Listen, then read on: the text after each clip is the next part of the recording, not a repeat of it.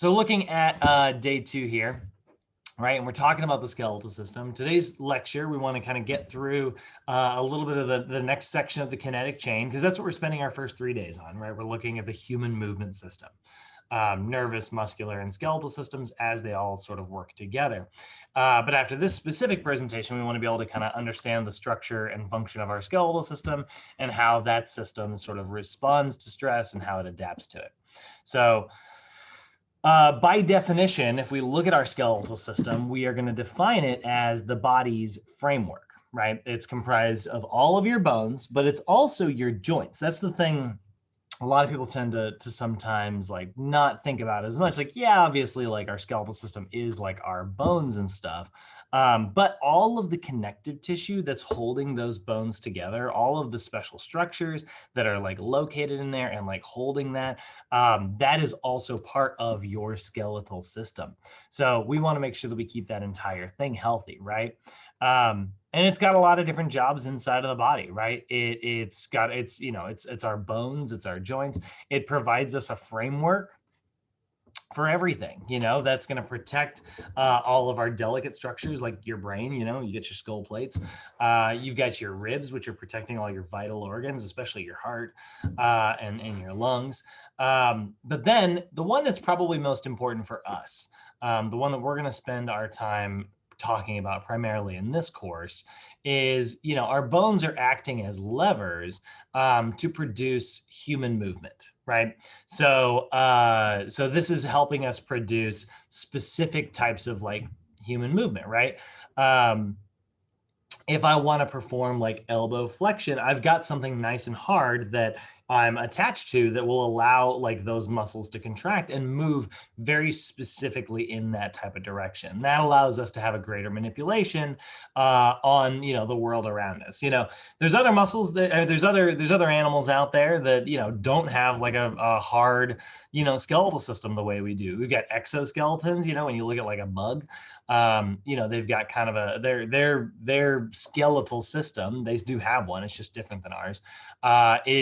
Is made up of basically like little carbohydrates, actually, which allows them to be extremely light, which allows them to jump and move very quickly and things like that. And then we've got you got things like jellyfish, like jellyfish they actually don't have any necessarily like specific bones, but they do have like a structure, and they have muscles, and those muscles are able to contract, and that sort of moves them around and propels them the way that they move. So our system is kind of unique. Well, I don't know about unique, but our system is definitely, in my opinion, the best. It allows us to kind of lift heavier loads versus it'd be cool to have maybe an exoskeleton. It'd be kind of neat to be like have like the bug style for a little bit, because it'd be super fast, but you'd also get blown around in the wind.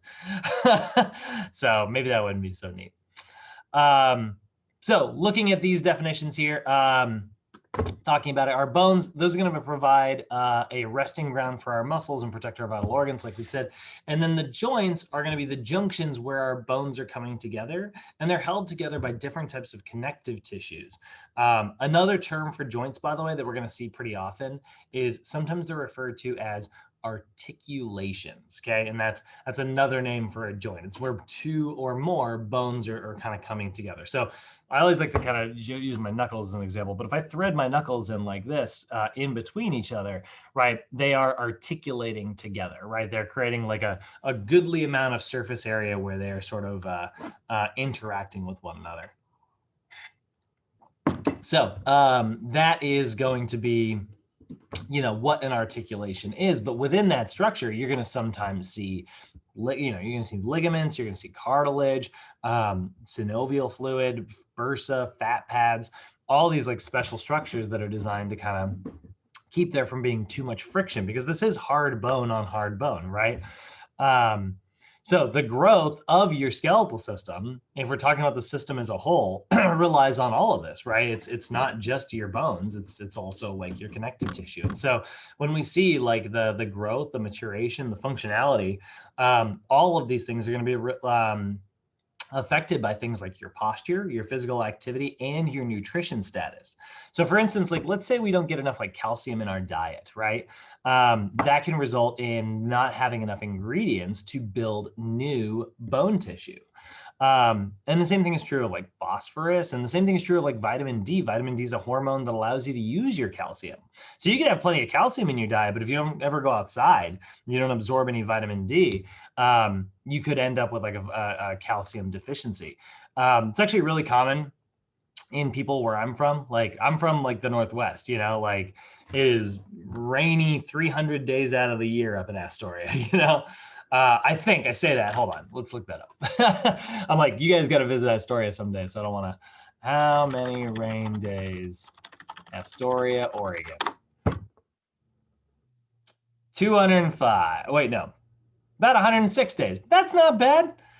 Oh, wait, no, that's the United States. Oh, nope. Yeah, 190. That sounds about right, actually.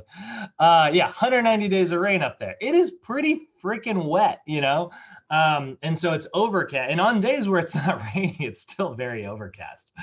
So there's not a lot of sunlight. So vitamin D deficiency is actually pretty common up in certain parts of like Oregon and Washington. And so we got to make sure that we're, you know, instructing our clients to kind of get out there and get in the sun. And if you're not getting in the sun, well, then you need to find a way to make sure you're getting plenty of vitamin D in your diet, you know? So that's important, right? We see the nutrition status, but what about like your physical activity? What about like being regularly active? Well, when you are physically active, you got to remember that your muscles are pulling on these bones, and then these bones are being resisted by you know, like the gravitational forces or whatever resistance is sort of working against them, right? So when you look at that, when you look at what's happening there, if I were to have like, let's say I've got like a really heavy, you know, dumbbell in my arm, and I do a lateral raise like this, right? So this little muscle right here, my medial and anterior deltoid, right? They're right across here, and it runs from the top over here, runs over top of my shoulder, and then inserts about halfway down, no, a little bit less than halfway down on my humerus, right? So when you think about that, I'm gonna kind of try to draw a bone here. This is going to go very poorly. So we got a little bone here. I don't know how to draw bones very well, so I'm just going to draw like a dog bone. But you think about it, right? And then there's this deltoid muscle that's sort of wrapped down this, you know, right here. It only wraps to about here, you know? So now if I'm exerting all of this force, you know, if gravity is pulling this way, and I'm creating like, you know, strength in my muscle that is working this bone this way, well, what's going to happen to that bone? It's going to start to flex and it's going to start to bend. And that actually happens in all of your bones all the time. You just don't realize it, right? It's kind of weird to think about, but like even just like a little bit of like heavy movement, you're bending your bones a little bit, you know, they're not perfectly solid. So then we got to look at like the structure of our bones, which we're going to look at later today. And we're going to see that it's this big, like kind of honeycomb shape, you know, actually I'll show it to you now. Bone tissue.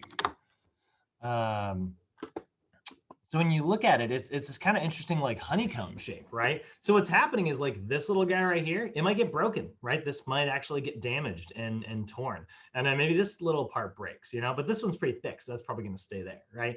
But we're going to experience little tiny itty bitty micro fractures because gravity is pulling this way and we're pulling our bone this way. So it's flexing, it's torquing just a little bit. And that's a really good thing. This is actually, I know it sounds bad. You're like, oh God, we're fracturing our bones every day when we move, you know? But no, this is a really, really, really, really good thing because what happens is your body is going to come along and repair that bone tissue afterwards. But it's not just going to repair that bone tissue back to, you know, the level that it was at before you started exercising. It's going to repair it to make it more resistant to damage in the future. because that's your body's response to any type of stress. Whenever your body gets stressed out, it always seeks to, become stronger afterwards so that it can resist damage. And so that's what's going to happen in your skeletal system. It'll actually increase it. So we can see again the growth and the functionality of our skeletal system is affected by your food, but it's also affected by your physical activity. And then it's also affected by your posture. Remember, this is your skeletal system as a whole. Now, are your bones going to get damaged by, let's say, like I'm resting like this all day? Like this is just my, posture, and I just walk around like this all day, right? Is that going to hurt my bones? Probably not. Not really. I mean, don't get me wrong. I'm probably putting a little bit too much stress on certain parts of my discs, and so maybe they're going to, get impact fractures and things like that. But for the most part, like the bones are really hard, and making them sit in one place compared to sitting in another place isn't really going to mess them up. So this is why a lot of people don't think posture is all that important, because they're like, they think of their skeletal system and they're like, I'm keeping it healthy. I get the vitamin D, I'm going outside. I'm drinking milk in my cereal and coffee every morning. They're like, I'm fine. Right. But the thing is, your skeletal system is not just your bones. It is your joints and connective tissue as well, right?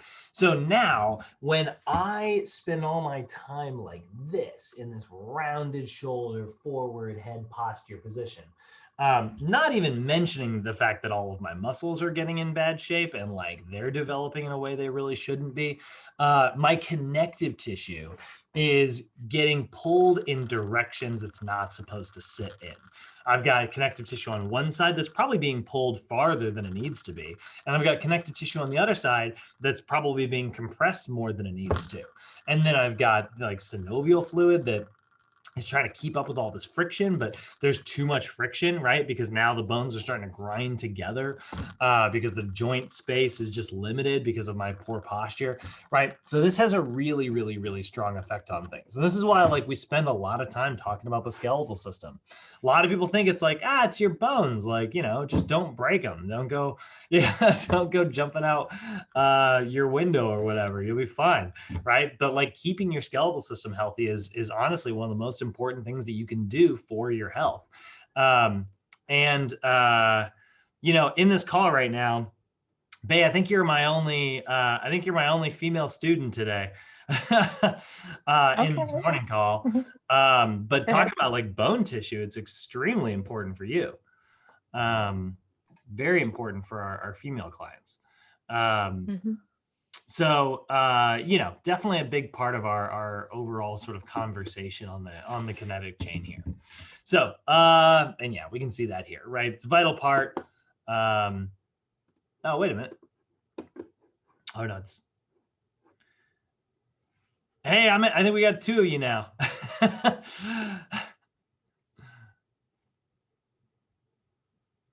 See if that's working. Sorry, we'll give this just a second here. Growing pains. Come on, connect that audio.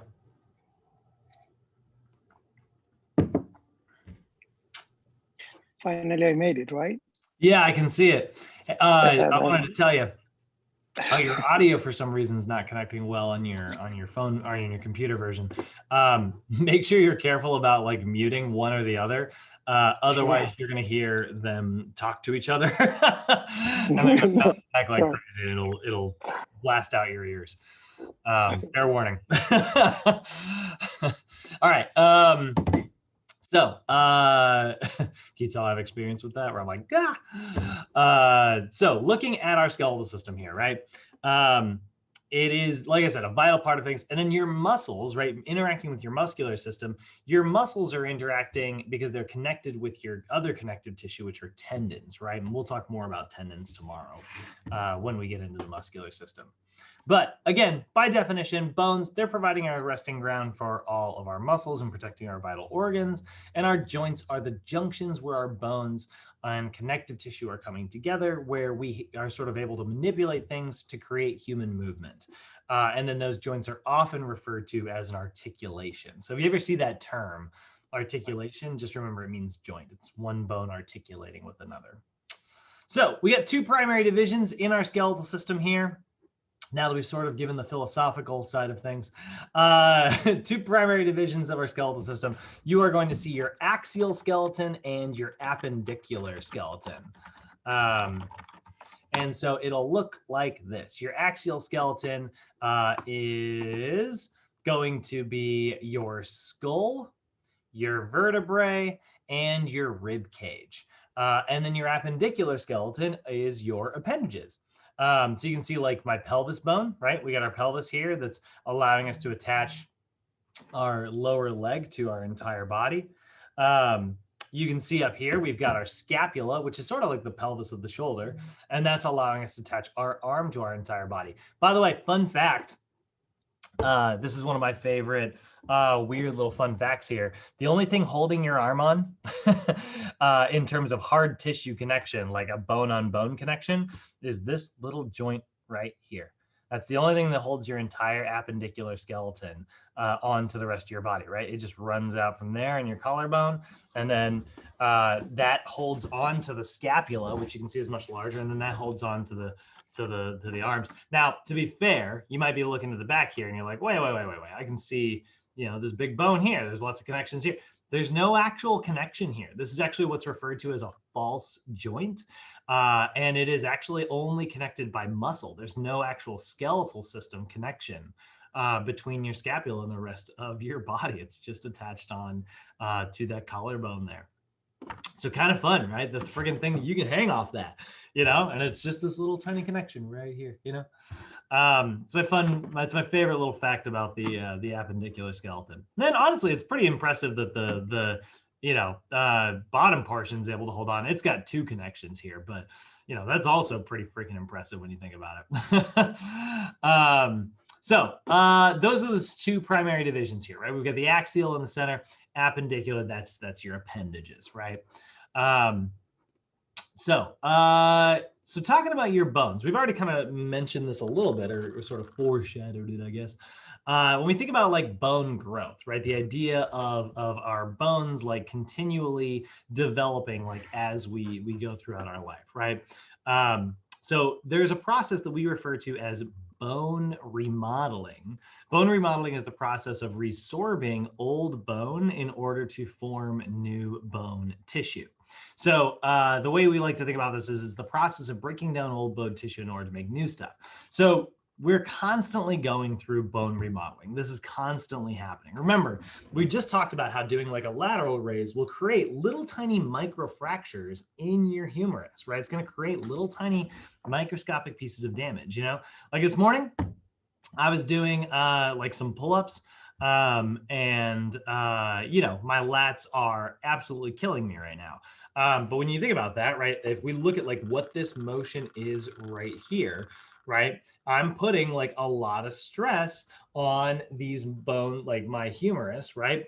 And then I was also doing things like rows, which were putting stress on my scapula. So I was creating like so much tension. I was creating little tiny microscopic fractures, and those microscopic fractures are gonna need to be repaired by my immune system.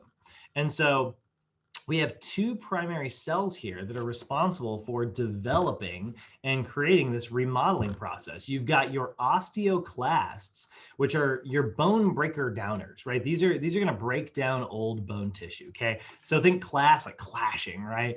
They're going to be there, and it's going to be like, that's an imperfection in the bone. So if we go, I'm just going to kind of use our bone here as an example. Let's say it's got some little imperfections on it, right? Like we create a little bit of bone damage, right? So what's going to happen is my osteoclasts will do, oh good, my internet's dying. Are we back? Can everybody hear me clearly? My internet had a hiccup there. Yeah. Yeah. I could hear you. Okay. Sorry about that, guys. Yes, I can hear you too. Okay.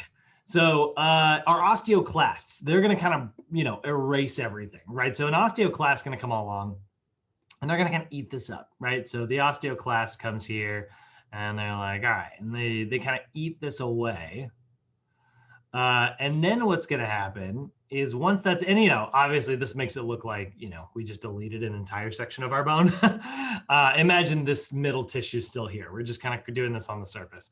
Well, then what's going to happen is your osteoblasts, which are your bone makers, they're going to come along and they're going to lay down some new bone tissue.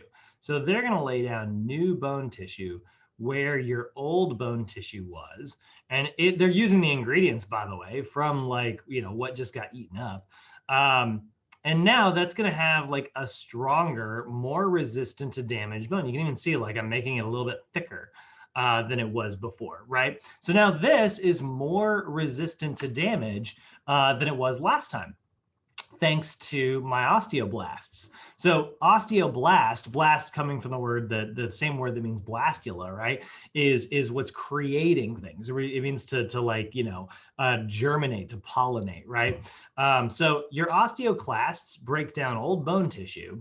And it's really cool the way they do it. They come along and they kind of eat it up. They basically, they kind of spit this really toxic, well, not toxic, but like, that's definitely not the right word, really acidic, this really acidic enzyme, and it eats away your bone tissue, any imperfections that you've got. But what's cool is like they don't just do this constantly. They're programmed to know when to stop. And if there's healthy bone tissue, then they won't do it. So what'll happen is like once they kind of do that, they're like, all right, well now we've eaten up, we've got rid of the damage. And then they'll take all those ingredients, all that calcium and all that phosphate and all that stuff that it just ate, and it sort of releases it into the area. And then those little osteoclasts, this is very sad, they go through a process called apoptosis, where essentially they self-destruct. They're like, my work here is done. And then they blow up. And they sort of self-destruct. And then what happens afterwards is your osteoblasts come along, and they lay down this kind of glue-like structure that really attracts calcium ions. And it attracts like phosphorus and things like that. And so they'll come along and you basically spit all over your bones. And then that attracts all those materials that got eaten up earlier and kind of, released into the area. And then that reattracts all that stuff and it lays down and hardens into your new, stronger bone tissue. And that is the process of bone remodeling. Brad? What's up? Question? Yes. How often does that happen? 24 hours a day, 365 days a year. Since before you were born. And just constantly. Constantly. Okay. Yeah. But here's the thing. We know that like when we're young, for instance, our osteoblasts, your bone makers, they're really active, right? Like they're like, you're a growing body, right? Like you're a youth. So your body's like osteoblast, just laying down new bone tissue all the time. Osteoclasts, on the other hand, they're a little less active. And then as we get older, part of the process of aging, sort of what's programmed in our DNA, right, is it's like, hey, this model's getting worn out, time to make the bone tissue go, then your osteoclasts actually become more active and your osteoblasts become less active. So then that ends up, that's why, generally our seniors have like lower levels of bone density. But here's the thing, right? Here's what's really great about this. Your body will respond to whatever type of stress you place on it. This is one of the guiding principles of being a personal trainer, right? We are all about putting stress on the body, right? And we always think of stress is a bad thing. We're like, oh no, stress, Yeah, you should totally avoid like general stress, like learn how to, goose fraba, learn how to be calm and learn how to relax. But like the type of stress that like exercise is, right? Like physical stress, what ends up happening is it damages your body, which triggers your body's immune response to repair things. And your body is programmed not to repair things back to neutral. It's designed to create homeostasis, right? And that means that it's going to go, all right, well, if you keep tearing this down, then I'm gonna make it more resistant to damage. You keep breaking it, I'll make it break proof. And then suddenly you go grab a pair of 5 pounds heavier on dumbbells, and then your body goes, I thought we were break proof, and then it has to get a little bit stronger. And then that's how our muscles grow. That's how we develop strength, but it's also how our skeletal system grows. So being more physically active will make this happen more often. So your question was, I know it was a long answer to a very short question. Your question was like, how often does this happen? It happens all the time, but you can speed it up and it can happen more the more active you are. So that's bone remodeling in a nutshell. I love talking about it. I think it's one of my favorite things to talk about. I constantly harp on this a bit to my mom. You know, my mom loves gardening. She loves it. It's her favorite thing in the entire world. And I'm always like, Mom, you got to get active. You gotta go, do a specific workout. And she's always like, I pulled the weeds and that looks like a deadlift, right? She loves like her gardening and stuff. And I'm like, I love the gardening. I think it is actually physically active and it does have a positive effect, but I'm trying to keep your bones strong in specific ways. So I want you to do specific things, which are the activities and freaking exercises that I give you. I like gardening. It's general activity, but it's not being very specific. And, if we want specific results, we need to do specific things. So remodeling sort of as a constant process. And like I said, children, osteoblasts are more active. Seniors or osteoclasts are more active. Fun fact, if you ever go to space, we don't know why this is the case, but for some reason, when there's like a zero gravity situation, your osteoclasts will actually become more active as if you were a senior. We don't really know why that's true, but we see it in every astronaut we've got. For some reason, obviously they're going to lose bone density because there's no gravitational stress. But for some reason, it picks up speed the longer you're in space, which is pretty freaking cool. Cool, but concerning if we ever, decide to live in space. All right. So looking at bone growth, right? Remodeling. And this is what's really cool. This is one of my favorite little fun facts right here. Bone remodeling tends to follow the lines of stress that are placed on your bone. I actually forgot this slide was in here, but this is exactly what I was just talking about a second ago. The reason I don't like gardening instead of, the reason I prefer working out is what I should say, is because I want to put specific types of stress on the skeletal system. And whatever type of stress we place on it, that's the type of resistance that your bones will develop. Okay, so your bones will remodel along the types of stress that you give them. So exercise, habitual, healthy posture, those things are going to have positive influences on your skeletal system. Okay, so and by the way, the flip is true. We can see that here as well. Incorrect exercise technique, like doing things the wrong way, will result in poor alignment, which will remodel your bones in a way that they're really not supposed to. That only reinforces your bad posture, right? And that's sort of what we start to see, in a lot of seniors as well. Senior kyphosis. So one of the things that we see as we get older is this process called kyphosis, right? Where you start to see this sort of rounded back posture here, right? And what's happening is they are basically rounding straight forward. When you look at something like this, the reason this is happening, right, is, there's nothing necessarily structurally that wrong with the skeletal system. There's really nothing that's actually there's no extra bones in there. There's no extra tissue. All the normal stuff that we see in a normal human spine is there. But this looks drastically different than normal posture, right? And what that is that is going to be specific muscles that are pulling the skeletal system down into this posture. And then because that spent so much time like that, that starts to become sort of our new sort of normal posture, even though it's not, right? And then it becomes very difficult to kind of get back to a neutral position before and after. Let's see if we can find some good before and after pictures of this.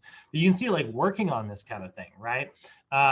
Where we start to work on, getting those shoulders pulled back and stuff, right? There are a lot of exercises that you can do that will create, that'll sort of fix this, right? So we'll talk more about that here towards the end of things today. And you can see here, whenever I'm mentioning kyphosis, you'll see there's also a lot of images for like scolioses. You know, a scoliosis is a lateral curvature of the spine by definition. That's what that is. Now there's two types of scoliosis. You could have a structural scoliosis, or you could have functional scoliosis.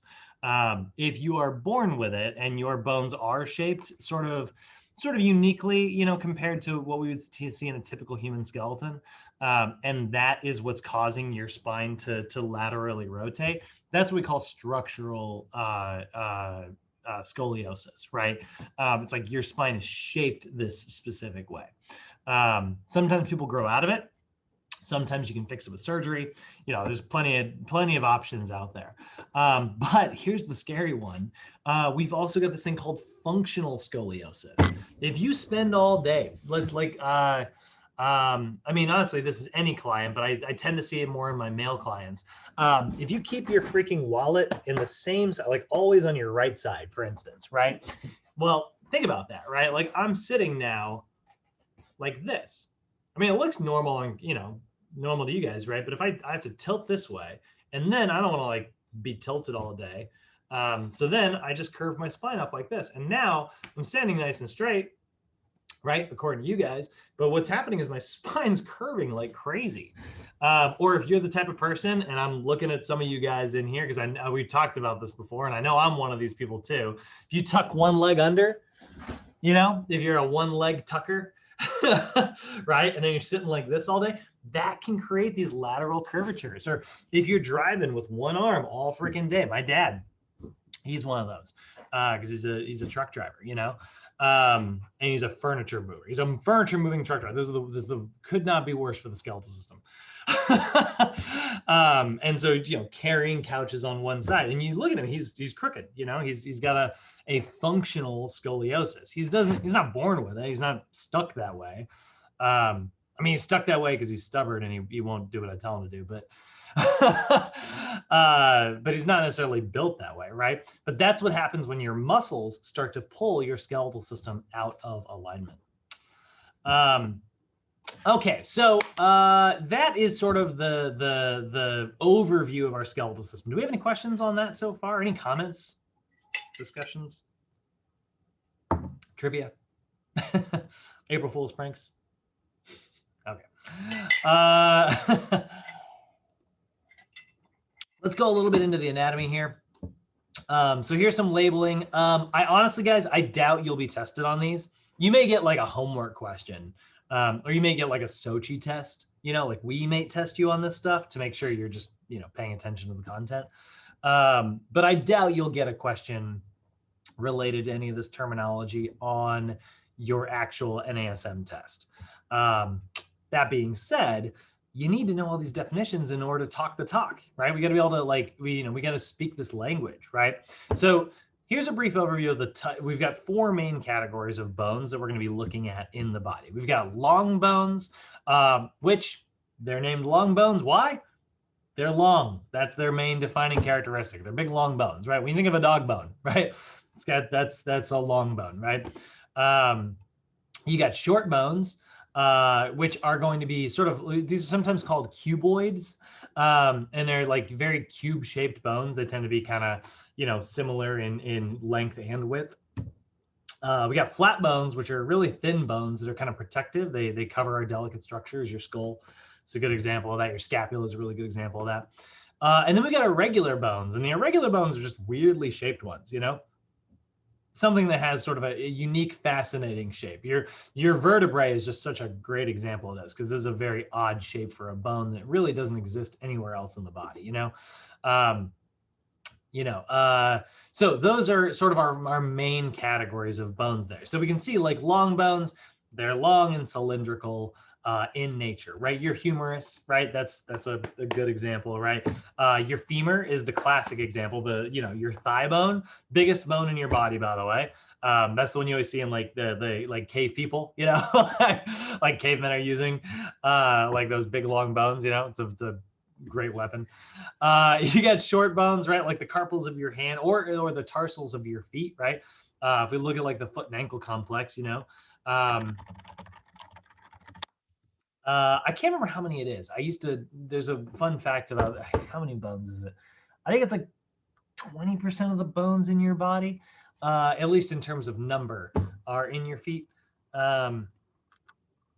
Hold on, I gotta look this fact up or it's gonna drive me crazy. This is a trivia thing. You can win, you know, bar trivia someday. What percentage of bones are in the feet? 25%. So you get 26 in each foot. Fun fact, by the way, when I was a kid, I broke 22 of these. Completely liquidized my ankle jumping out of a tree. So lots of little tiny bones, right? Those are your little cuboids, right? These little itty bitty kind of similarly shaped bones. But then, right, you got like the bridge of your foot, right? Those go back to being like long bones. So those are long bones again. Those are, you know, what we call like your metatarsals, right? Then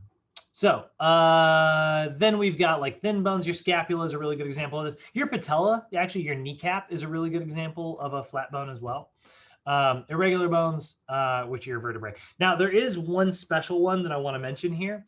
There are also, sesamoid bones are not necessarily like a type of bone that's named after like how they look. Sesamoid bones are actually bones that are embedded within a joint capsule that don't have any like actual connective tissue. Normally we have like a ligament or something grabbing onto a bone and, you know, grabbing onto one bone and then grabbing onto another bone, right? So a ligament would like connect those two things. Sesamoid bones are actually kind of unique. They kind of float in like an empty structure, and then connective tissue will actually run over top of them. So your patella is a great example of this, because if you look at your patella, this is what's so cool about it. Yeah, see, I actually don't like this. There we go. This is a much better picture. So this picture right here, you can see, you know, in this version, this ligament is attached. It's attaching this bone to this bone, right? But in this version, see this tendon right here? It's actually running over top of your patella, and then it grabs onto the tibia here. So this just kind of lives underneath. This is actually why you'll sometimes see people who can move their kneecap laterally, which is horrifying.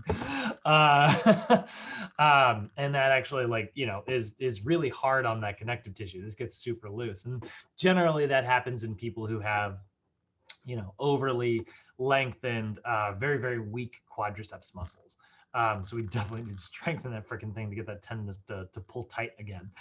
But that's a much better picture too. That's sort of what that looks like. I'll warn you now, we got a picture coming up in, I think later in this PowerPoint that's gonna draw it the way a lot of people draw this. That's such a great picture right there. Which is kind of looks like this, where it almost looks as if it's like it connects and then picks up down below. That's not how that works. So that is a sesamoid bone. There's some other ones too. You got little tiny sesamoids that live in your feet, actually. Little itty bitty ones, you know, that are just kind of giving you a little bit of mechanical advantage on your toes here. This actually, to be fair, I can't remember the names of these bones, but these are some of the freaking coolest bones in your body. This little itty bitty tiny muscle right there, the amount of force that it can exert because of that sesamoid bone is amazing. We'll talk more about that when we get to the knee joint. When we look at the knee joint next week, we'll talk about how freaking cool your kneecap is and how it allows your body to really exert force without putting any effort in, which is awesome. Now, talking about our bones, looking at a little bit further at like the anatomy here, you've got a bunch of different bone markings. And these markings are, you know, you could spend all day memorizing these. And honestly, I think that could help you understand kinesiology a little bit better.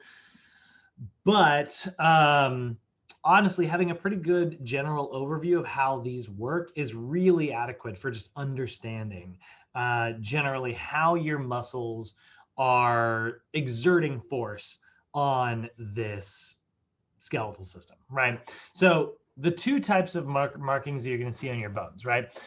Special dents or projections from your bones, right? You're going to see depressions which are little flattened or indented portions of a bone, right? So we look at like bone markings, depressions. So we look at like some depressions here. You can see there's a lot of different examples, right? Little tiny dents. I mean, there's little ones inside of your skull that actually allow like your face muscles to kind of grab on and stuff. But we're also going to see, oh God, empty background. Oh, okay, that's great. So you can see like little depressions there, right? That are allowing like this little empty depression here, that allows muscles to get a better grip. But then these little projections right here, those are going to be called processes, right? There's a really good little depression right there as well. So processes are going to be little projections from your bones that also allow your muscles to get like a good grip, right? So I always like to think of it as like a rock climbing wall,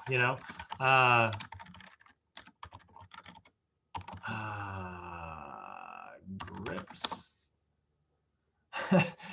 I looked this up last time I taught this class. I'm trying to remember what I said. God dang it, there was a label for all of them. Grip types.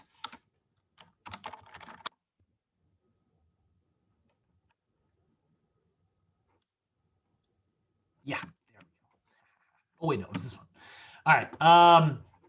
So there's a bunch of different types of like rock climbing grips out there. And I'm sure this terminology is something that you would learn if you spent more time rock climbing than I have. But there are the little jug ones, right? Which are these big projections, right? And then there's a depression on the top portion. You've got pinches, which is nothing but a projection, right? There's no depression in there for that to grab onto. Crimps, which you can see have like, I guess, a little bit. Slopers, which are definitely very similar to like a pinch, right? Pockets, that's a depression. That depression allows you to kind of get your fingers in there, right? So that's exactly how your muscles are attached inside of your body, thanks to all of these processes and depressions. That's going to allow your muscles to have a really good spot to get a good grip on, So we've got a lot of different types of those inside the body. Like I said, we've got processes and depression. A lot of very, very common ones out there. If we pull this picture up again, right, we can see like there's like a good process. There's another process right there, right? And that allows like your TFL to attach. And then we've got little, depressions in between, right? Your clavicle's got a really interesting small little depression right on the end of it, right? And so all of those little tiny things are going to allow our muscles to have what we call mechanical advantage, which means that they're able to exert force without putting too much effort in, So next section, if we're looking at the anatomy here, is your vertebrae. And your vertebrae is unique. This is some of the terminology you kind of want to get down. You want to get very familiar with the different sections of your vertebrae here. Because generally, when we are observing the spine, we're going to look for some very common areas of distortion. We're going to see it primarily in a few different areas. We're going to see, dysfunction in the cervical vertebrae or generally the lumbar vertebrae. But I mean, it can certainly happen in the thoracic vertebrae. It can definitely happen in your sacrum and even your coccyx.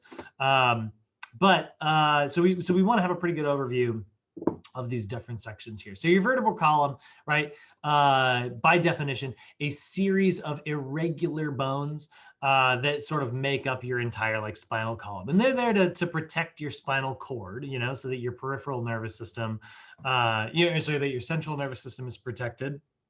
And then that provides like a connection to your peripheral nervous system. But these different sections here, tend to have different muscles that are attaching them in different places, and they're doing different functions, right? So your cervical vertebrae is your upper neck, right? That's your C1 through 7. So the first 7 vertebrae are your cervical vertebrae. The very top of that one, the very top cervical vertebrae is called your atlas vertebrae, by the way, which is pretty cool because when you look at it, it's the only vertebrae that's actually missing these little connection points that you normally see in your vertebrae. So if you look at all of them, right, if you look at sort of a traditional vertebrae, if you look at your sort of traditional discs here, right? They have these big processes on them, right? They have this big one in the center. They have these ones here. But if you look at your atlas and your axis vertebrae, which are the first two, right? Your atlas is the top one, your axis is the one just below it. You'll notice this has got wide projections here, and then this one doesn't have wide projections. And then this actually has a really large gap right here. And what's so freaking cool about that is this is one of the things that makes humans sort of the dominant. This is one of the reasons we are the dominant species on this planet, which sounds kind of crazy. I know, but you think it's mostly due our brain power and stuff. But honestly, this actually allows us to be able to vent heat as we run, because we can run with our jaw open. And we can actually breathe out of our mouth while we are in a full sprint, which most animals actually cannot do. If you look at the way most animals sprint, their vertebrae actually locks in place, which closes their jaw.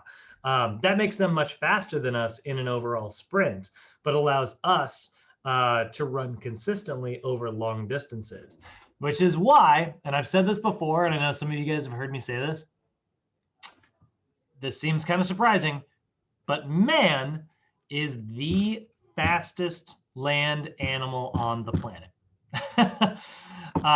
If you give us enough time.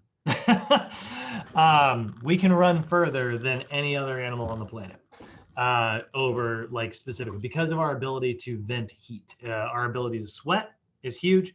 Our ability to aerobically metabolize is huge.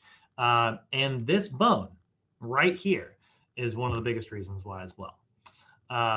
So kind of fun to think about. No, we're not going to outrun a cheetah in the short run, but if it's a race between me versus a cheetah from here to New York City, I'm going to kick its butt,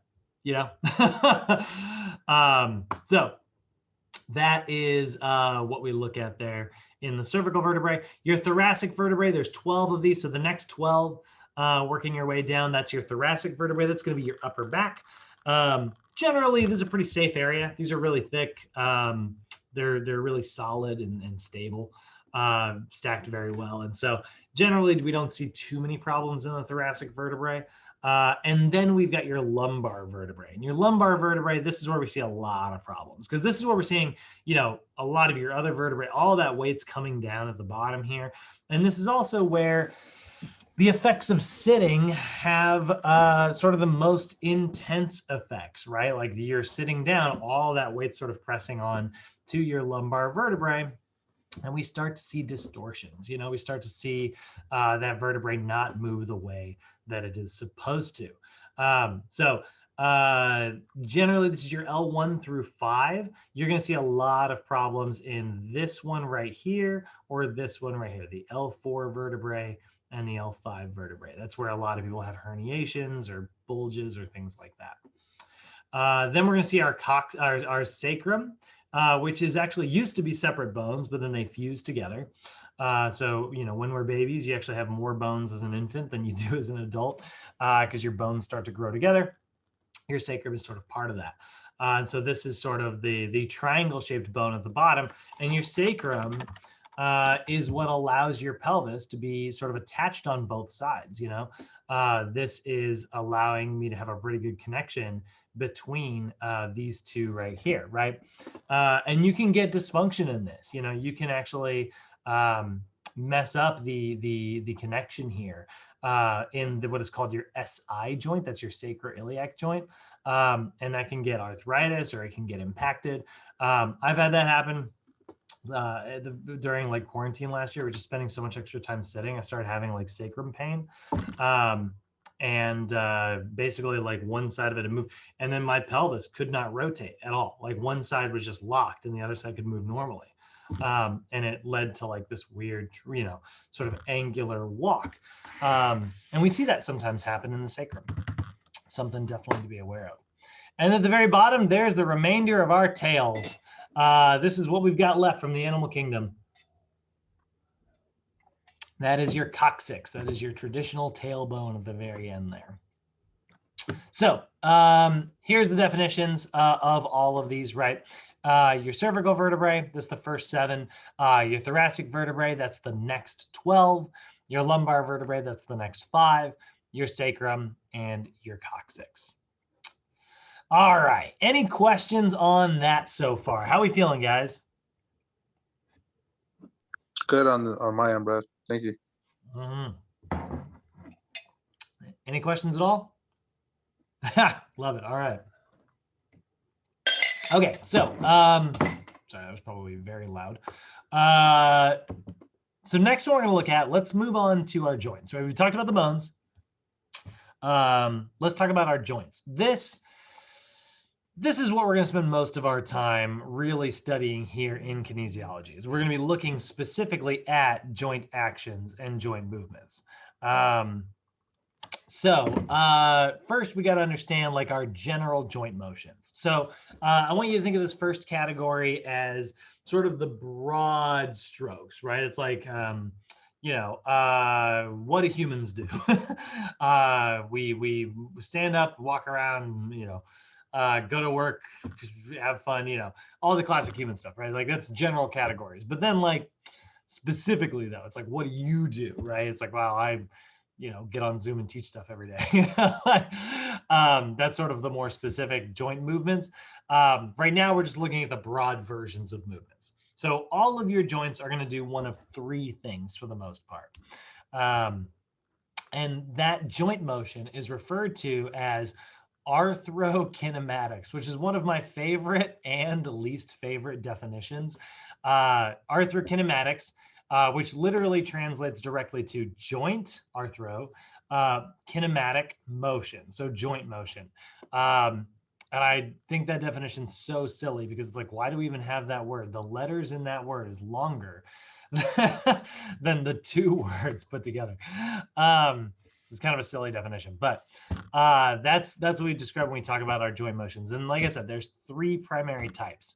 Your bones are either going to do a rolling action from one bone to another, a sliding action on one bone to another, or a spinning action on one bone to another. So when we look at like a rolling action here, rolling arthrokinematics.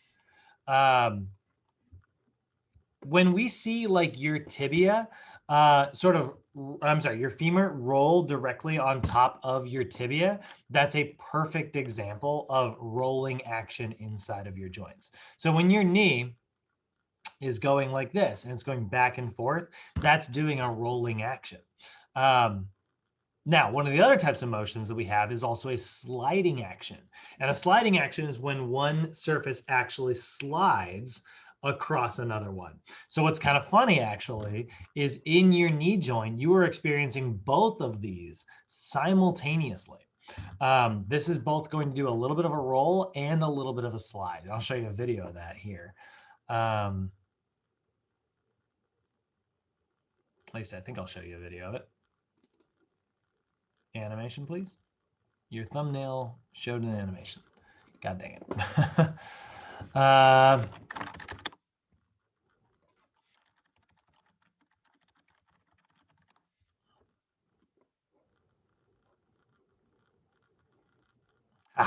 Okay. All right, so we can see like this surface is rolling along the other one, right? Come on.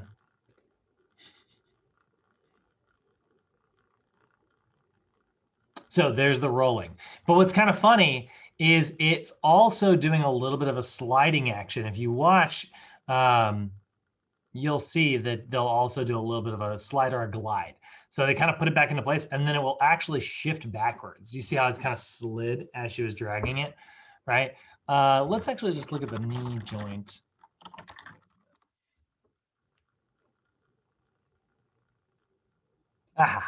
Perfect.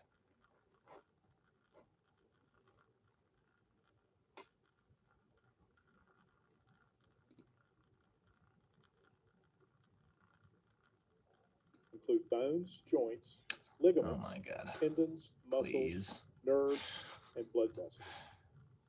There we go.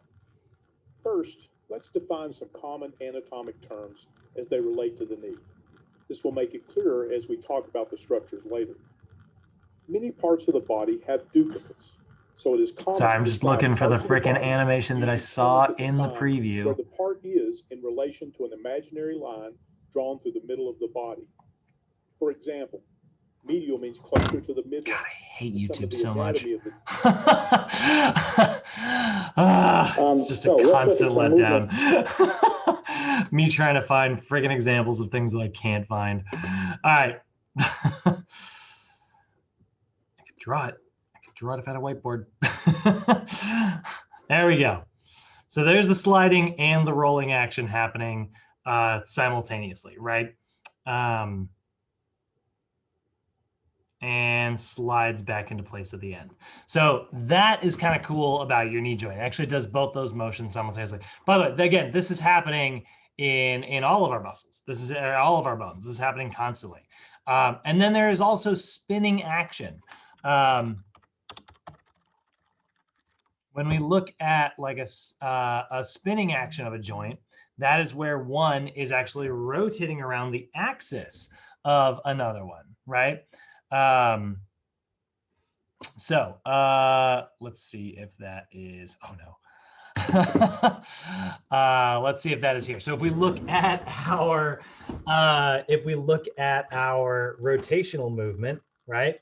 In the shoulder, right? That is spinning around the axis of another joint. So that is what we're going to see. That's what we're going to see there.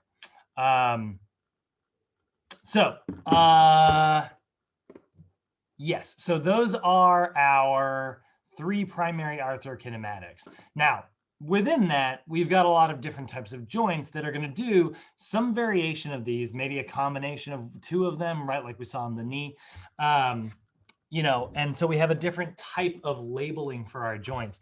So arthrokinematics describes these three primary moves, but then we've got to look at the types of our joints that we've got. And then we'll also look at the subtypes here. So like I said, there's gonna be kind of a lot of labeling here. But of our joints, we've got two major categories and then sort of a minor category within that. So the two types of joints that you've got are going to be synovial joints and non-synovial joints, okay? So let's start with non-synovial joints. Non-synovial joints are joints that don't have a joint cavity, they don't have connective tissue, and then there's two versions of them. There are either semi-movable non-synovial joints or fully immovable non-synovial joints. So for instance, like if we look at like a totally immovable joint that you've got, honestly, your sacrum's a really good example of that. It's all those fused bones, right? Or if we look at like the sutures of the skull, your skull is actually several different pieces all coming together. And so all those pieces coming together right there, right? That's a different bone compared to that one. That is a joint, but it's what we call a fully non-movable joint, right? Then we've got like semi-movable joints. No.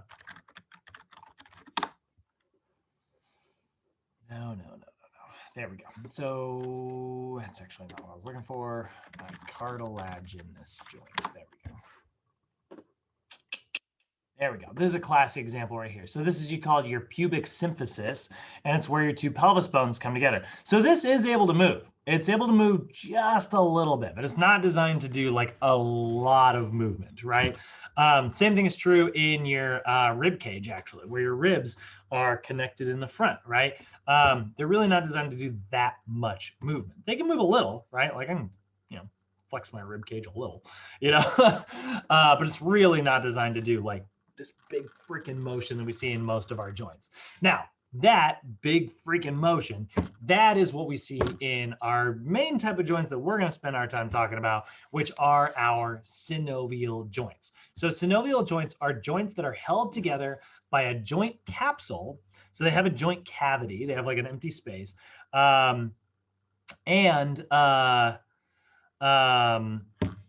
have like specialized structures within them. That allow them to more, have like a greater range of motion while still being connected together. So ligaments, for instance, right? Ligaments are connecting your synovial joints together. That allows them to have lots of range of movement while also still like remaining like nice and stable, right? And by the way, synovial joints, they're going to make up about 80% of the joints in your entire body. These are fully movable joints. So if we look at this, your rotator cuff, or I mean, just your shoulder joint in general, actually, is sort of the perfect example here. Where's that shoulder joint? Well, yeah, I mean, sorry.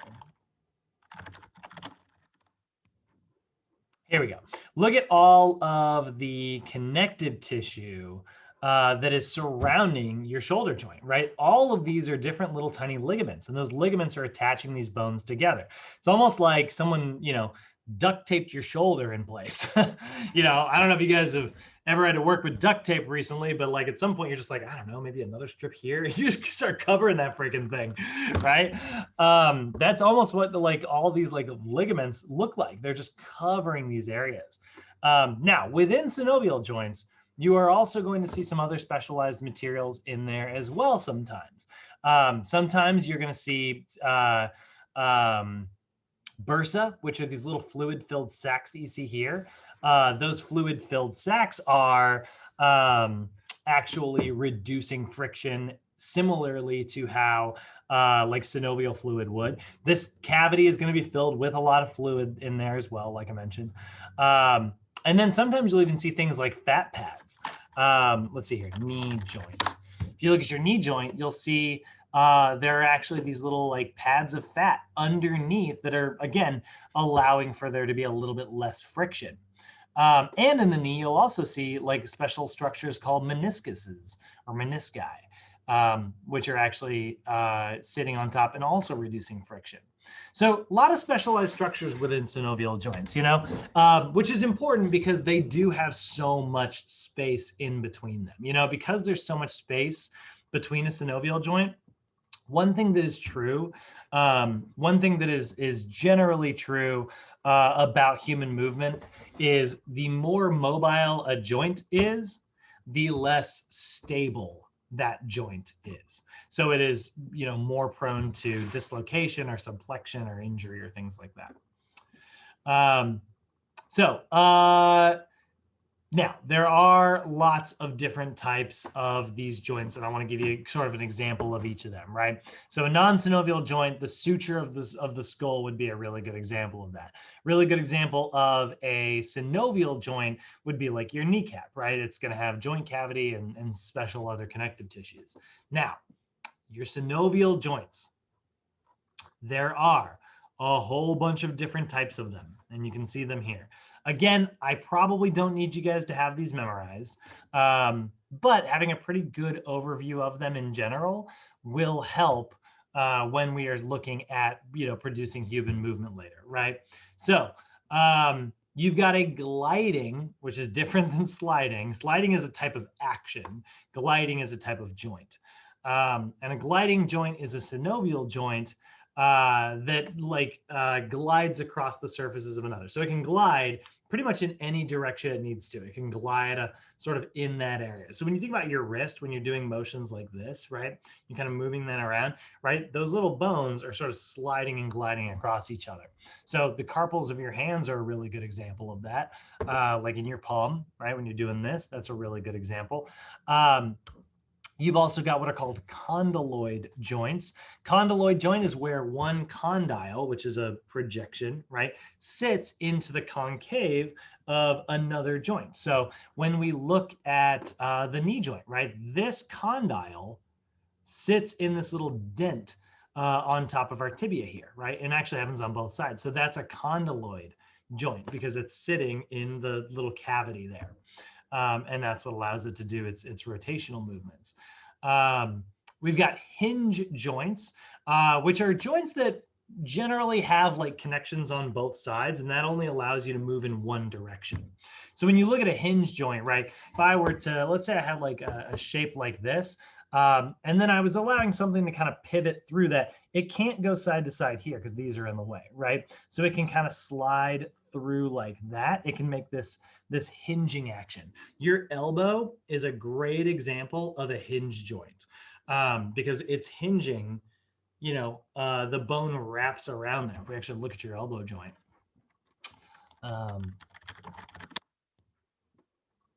you can see this bone kind of comes around and inserts. And so it can only create a little bit of rotational movement. It can't really move side to side, right? It's not really going to move side to side because it's got these high ridges on both sides. So that's why that's a hinge joint. Really, the only motion it can make is hinging. Now you've also got what's called a saddle joint. There are only 2 of these in your entire body, in your left thumb and your right thumb, which is kind of cool. Those are the only 2. And it's very similar to a hinge joint. I'm sorry, it's very similar to a condyloid joint, except that it's got just a little bit of extra range of motion. So very, very similar there. But just a little bit of extra motion. You can almost rotate. Your thumb can't make a perfect circle, unless you minimize that circle. But it'll kind of jerk a little bit, and that's because of its kind of unique sort of saddle shape. You've got pivot joints. Pivot joints are where one's going to rotate across the other. So this is actually a separate joint. So there's your elbow joint, but then this is what's called your radial ulnar joint, and it's close to your elbow joint, right? But if that's your elbow joint, your radial ulnar joint is right here. And so, that is actually making a little bit of a rotational movement. So it kind of sits across like this, and it does this rotation like that. Then we have got, lastly, our ball and socket joint. And the ball and socket joint is the classic synovial joint. It's a big ball that sits in a big empty socket, and it's able to make every freaking type of motion that you can think of. It is a fully movable joint. It is the most mobile joint inside the body. However, one thing to be aware of is with all of that mobility comes decreased stability. So this is also one of our most commonly injured joints inside the body. So we do need to be cautious of that. Those are all of the different types of joints. How are we feeling, guys? Any questions on those? I know there's probably a lot of labeling. I remember this stuff. I'm Gucci. Yeah, right. We like I said, we go over this multiple times. Good deal. All righty, so let's go ahead and take last little bit here. So the function of our joints, right? Again, that allows our skeletal system, which is hard tissue, to be able to be manipulated by our muscular system. And so those joints, they allow movement, but with their connective tissue, they're also providing a little bit of stability, right? That's going to minimize any unwanted movement. We don't want to move our joints out of their range of motion because that could, create an injury. But I would say the most important thing to remember in joints in general, or just a general principle to kind of have in your brain at all times when you are thinking of like human movement, is all of your joints in the human body, they're all connected. Movement of one joint is absolutely going to affect the movement of your other joints. This is why posture is so important. So one of the things that we tend to see in our clients, right? One of the most common, movement dysfunctions that we see is limited dorsiflexion, right? We see this constantly. People who just cannot, they're maybe pretty, good Lord, that's a lot of plantar flexion. Maybe they're able to really point their toe pretty well away from their body, but pulling their toe up towards them is a struggle. And what that's going to lead to is decreased ankle mobility. And then what happens is when someone squats, they're going to have to squat more forward. They're going to have to lean forward like crazy in order to keep from falling backwards. And that's going to put more pressure on other parts of the kinetic chain. That's going to put the knees in more pressure. That's going to put more pressure on the hips, and it can even travel all the way up to the shoulders.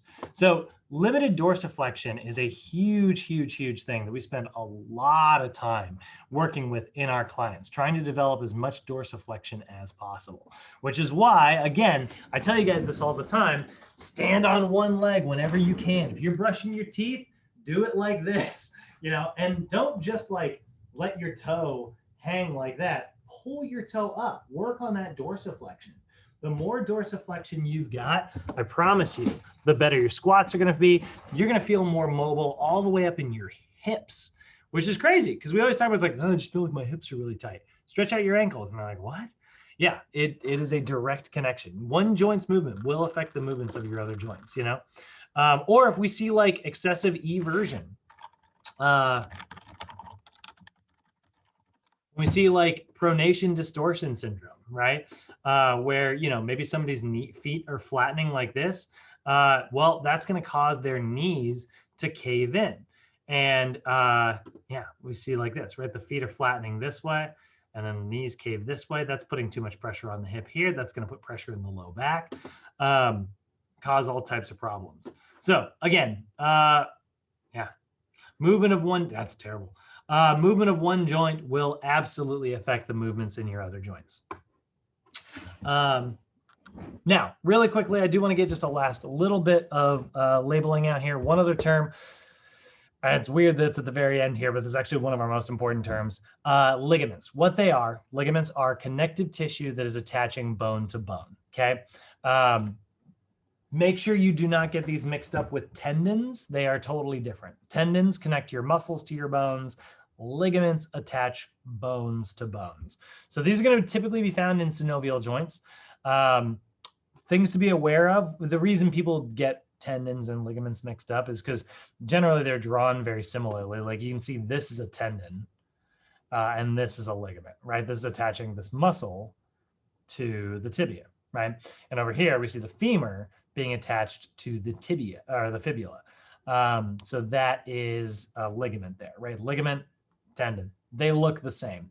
The reason they're drawn in white and the reason they're kind of white yellowish in color is because they have very limited blood flow. These are not being they're not getting as many nutrients delivered as other tissues inside the body. Your muscles, they get a lot of blood flow, so they repair pretty quickly, which is why you're able to kind of work out as frequently as we are able to, right?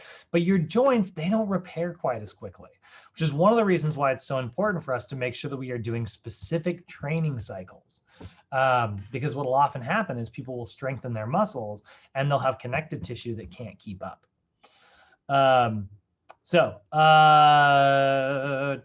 Limited blood flow, yeah, repair much more slowly. So ligaments connect bone to bone. They provide static and dynamic stability.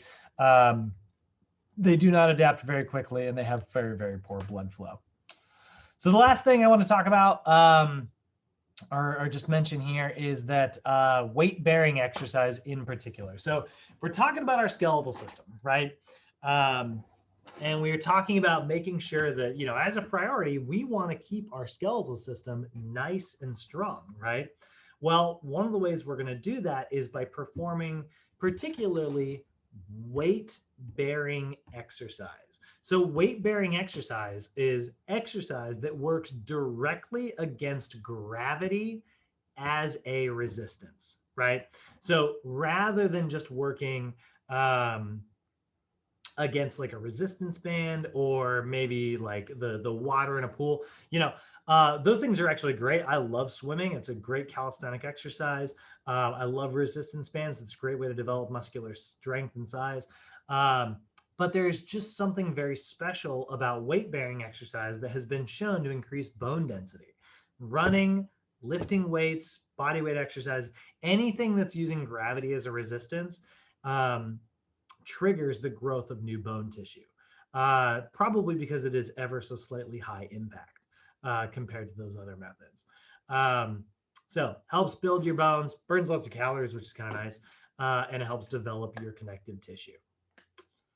And so summarizing everything up today, your skeletal system is going to be comprised of your bones, your joints, and your joint connective tissue, particularly ligaments.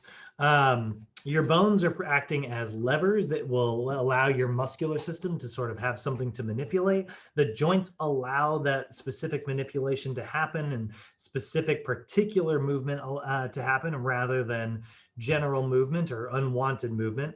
So it is one of our biggest priorities to keep our skeletal system nice and strong. And we're going to do that by applying stress to that skeletal system. By applying like particularly weight-bearing exercise, our body will trigger bone remodeling, where our osteoclasts will break down any damaged bone tissue that we happen to generate during our workout, and it will repair that bone tissue using our osteoblasts, and it'll repair it and make it ever so slightly more resistant to damage next time. We've got several different types of bones out there: long bones, which are long; short bones, which are short; flat bones, which are flat; and irregular bones, which are funky shaped. We've also got sesamoid bones, which are embedded within the connective tissue, and they increase mechanical advantage, which, like I said, we'll talk more about mechanical advantage in later classes.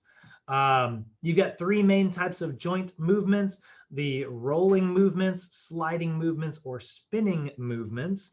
And those are going to occur in a lot of different variations within synovial joints. And synovial joints are your fully movable joints. The types that we've got a gliding synovial joint, which primarily does that sliding action we talked about. We've got condyloid synovial joints, which is, creating kind of a hinge motion, but it can allow just a little bit of sliding to happen at the same time. So condyloid joints do a rolling and sliding action. Hinge joints, which primarily only do a rolling action. Saddle joints, which are doing a combination of both of those as well, sliding and rolling. Pivot joints, which are primarily doing a spinning action. And ball and socket joints, which can do everything. This is the most mobile types of joints in the body: your hips and your shoulders. And that's about it for our lesson today, guys. That's all I got for you. How's everybody feeling so far? Good. Love it. Oh, wrong button.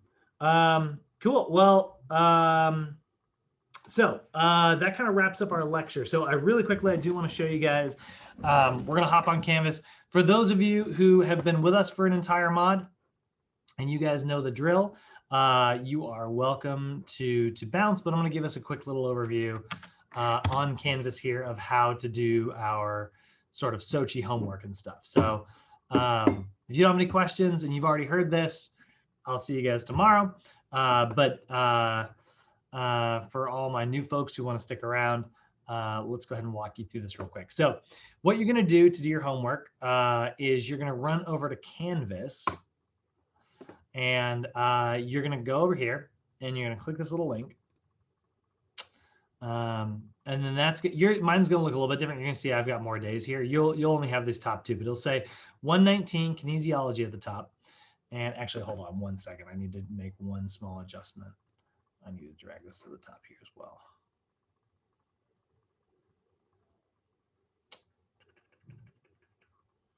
Okay. So you're going to see day 2. If you click on that, you will have access to a recorded video of today's lesson, which you can watch if you hit the little play button here. This is the last time I taught this class. And then you will also see here's a download for the PowerPoint. So if you click this button or if you click the link, it'll download the PowerPoint that I just used in class. So you can use that to review, or if you want to print it out, you can. By the way, if anybody wants to print PowerPoints, it's not that bad. Just make sure you don't print like one slide per page. When you're in your print settings, yeah, enable print, it's fine. When you're in your print settings, go to, let's see here, what is it? Yeah, this little button right here. And so what I like to do is I tell like select like 6 slides. So it'll put like a slide, and then you can do like front to back printing as well. And, instead of having to do freaking 30 pages, you can print, 2.5. So that is the PowerPoint. You can download that from Canvas. Here's our notes. There's 2 versions here. You can download whichever version you like. I did a PDF version and a Word version. Just a Word version in case you ever wanted to like modify those notes. You'll be able to kind of type and stuff. So that's that version. And then down here, something that we didn't have in yesterday's is you can see here's our piece of homework 1. So we've got homework 1, which is going to cover PowerPoints 1 and 2. And then here's a hard copy of that in case you want to print this and practice it just to have for your own purposes. I only attached it up here, you know, so that you guys have it as a resource. You don't have to use this. But what you're going to do is you're going to click this link right here.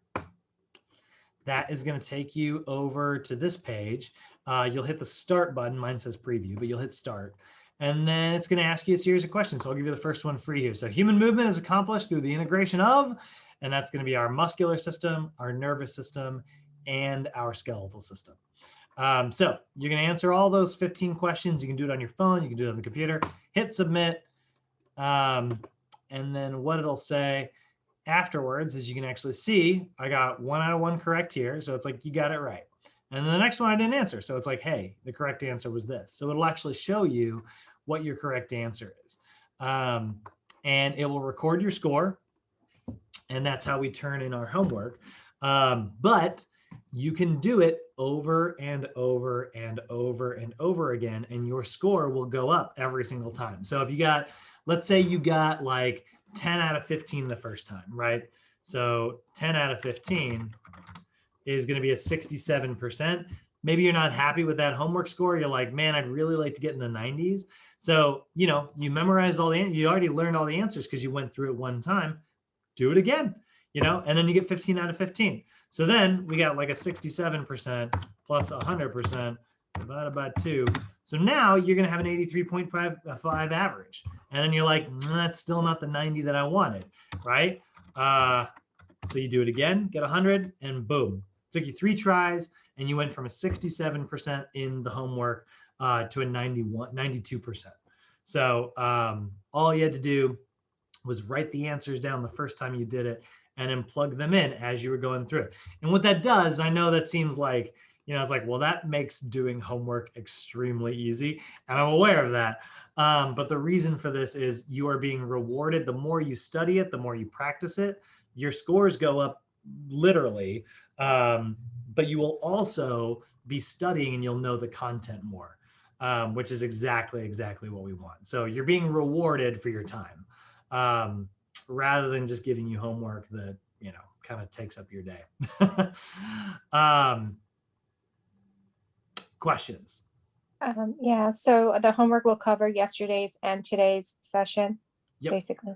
Yeah. Okay. So it'll always be, so we're going to have homework every other day. So there'll be homework today on day 2, and there'll be homework again on day 4. Tomorrow is going to be Friday, so it'll be day 3. Day 4 will be Monday. So unfortunately, the one thing that doesn't work very well with this system is like giving you homework on the weekend. And then like, you know, unfortunately like this, it's like sometimes it falls on the weekend, basically every other week. It'll be like this week, it's, you know, it's on Monday, next week it'll be on Friday, you know? So it's a little bit of an odd schedule there, but yeah, you're, like I said, you're going to be, you know, rewarded for practicing. That's the big thing that we want to experience. And then when you take your first exam, which sounds very scary, but like I said, it's gonna be on day 6. This is gonna cover those first couple days. And then what you can do is it'll have like review. And I do a little like 25-30-minute video, which kind of goes over the entire 6 days, like as one big lesson. It doesn't have anybody in class there during that. It's just me kind of going through it very quickly, but pretty helpful because it kind of goes over the whole course. There's notes that I made specifically for that, so you can look at those notes as well. And you'll see that I just took sort of the most important pieces of everything. This is sort of like a master note sheet, you know?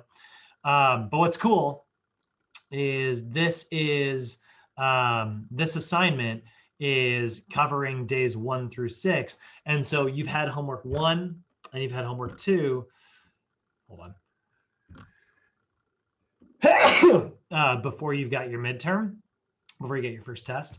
And so the more you practice homework 1 and the more you practice homework 2, the better you'll do on the midterm, because half of the midterm questions are from homework 1 and homework 2. So there'll probably be like 6 or 7 or 8 questions from homework 1 and 6 or 7 or 8 questions from homework 2. And they'll be jumbled in on your midterm. So if you do memorize them, you'll instantly get them right because you'll remember them from your homeworks. So everything in here is really designed to make sure that like you are being rewarded for your practice. You know, I really don't like busy work when it comes to homework. I don't like just being like, you know, homework every day, because it creates good habits. I think that we're all adults here. You know, you are responsible for creating your good habits. You know, you don't need to be assigned to do it. But you should absolutely be rewarded for your time the way it is in, you know, the freaking real training world. When you are a personal trainer, the more time you and energy you put into your clients, the more money you're going to make, you know? So, so that's how that's going to work. Any other questions? Questions on how to get in there, how to use that? No, I'm good. Cool. So, Bay, I got to get you your freaking trail guide. I tried to find a digital copy of that. I found the, oh, actually, hold on. Let me kill the recording. See you tomorrow, everybody.